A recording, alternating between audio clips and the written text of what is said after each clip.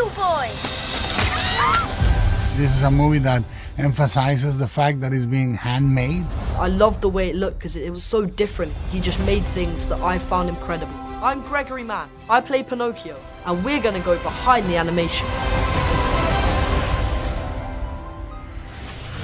Pinocchio is a tale that has lived through the centuries. I thought would be interesting to do about becoming who you are, not transforming yourself for others, which goes counter to the traditional take on Pinocchio. And also, can something that was never alive become human? And what makes us human? We wanted to create a movie about a puppet executed by using puppets to tell the tale. We did this shot where we're introducing Volpe, who's one of our villains, and it involves Spazzatura the monkey, and he comes down on this line, runs through this whole carnival, past wheels and over barrels and through weightlifters and up to this wagon. All that was very much influenced by the way Guillermo shoots live-action films. The camera equipment rigs, the character rigs, and the prop rigs all moving. At the same time, most of the characters will have a small crane behind them. And Spazzatura is going to jump and roll, and amongst those characters, we have to negotiate basically a clockwork operation to make that shot happen. It was such a complex scene. It took us about 2 months to set it up, and it took about a month to shoot it.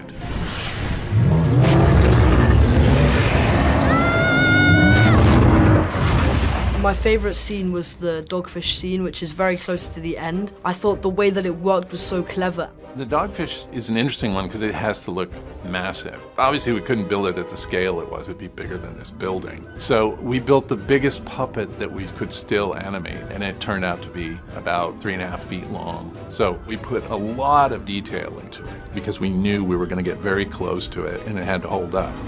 There was a time in exploration where explorers would draw the marvels of the sea, exaggerated and more whimsical. We took from that period of design. Coming for us! Quick! The stop motion water is very, very difficult. So we decided not to try and tackle it practically. We came up with a digital solution, but we made that fit into the language of our film. Papa! You're alive! Pinocchio!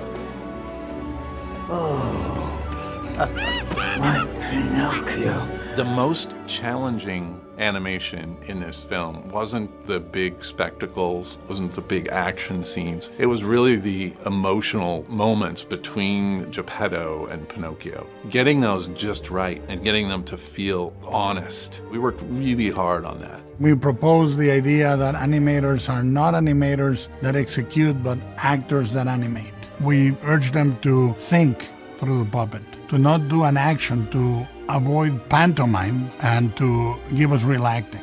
We tried to find animators who were compatible with certain characters, and as people start shooting, you find them, you say, oh, that person's really got Pinocchio down. That's our Pinocchio.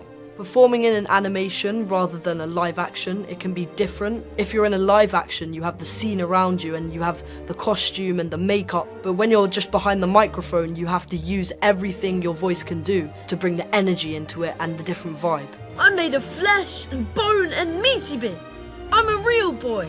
We wanted to shoot characters listening and receiving and thinking, moments that are normally not shot in animation, moments that have the character alone changing a thought in silence, characters making mistakes, as we all do in life.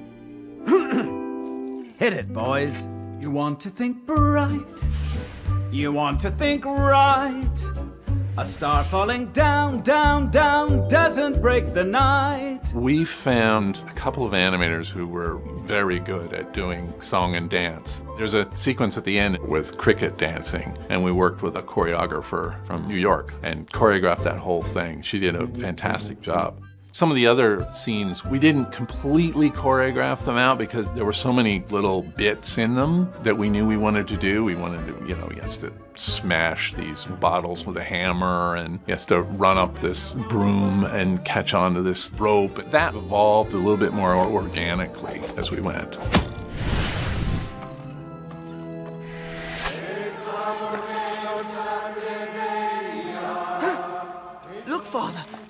What is that? Papa! One of the shots that I love to point out is Pinocchio entering the church the first time. Amongst the pews. It's so beautiful to see Pinocchio transit from an area of light that reflects a window that is off-screen, an area of darkness that reflects the edifice, and then again another area of light across all the pews with all the puppets there, with the church there. It's so beautiful to see you light so detailed. And that was one of the first sets that we set up. The first time we set up was when Carlo goes into the church for the first time. We had this very warm light coming into the church. When Pinocchio enters the church, we wanted it to be much more austere. So we reversed what we did with Carlo. So our light coming through the stained glass windows was much cooler. In a live-action movie, you would have the lights standing behind the camera on C-stands. In this instance, you're animating the lights. You're animating the shapes that you put in front of the lights. You have to mechanize all that and control all that to do several passes. He's a puppet, just a puppet. No, I'm not. Of all the art forms of animation, to me the most sacred and magical is a stop motion, because it's the bond between an animator and a puppet. I worked on this film for about 5 years. There's a lot of preparation that goes in, and good animators spend even more time preparing to do a shot than they do actually shooting it. There is an absolute pure emotion there. I think with Pinocchio that I love is the idea of it embodying any 4-year-olds that are balls of energy that nobody can control. Boy, the carnival sure is grand. I hope you enjoyed going behind the animation. Make sure to check out Pinocchio, only on Netflix.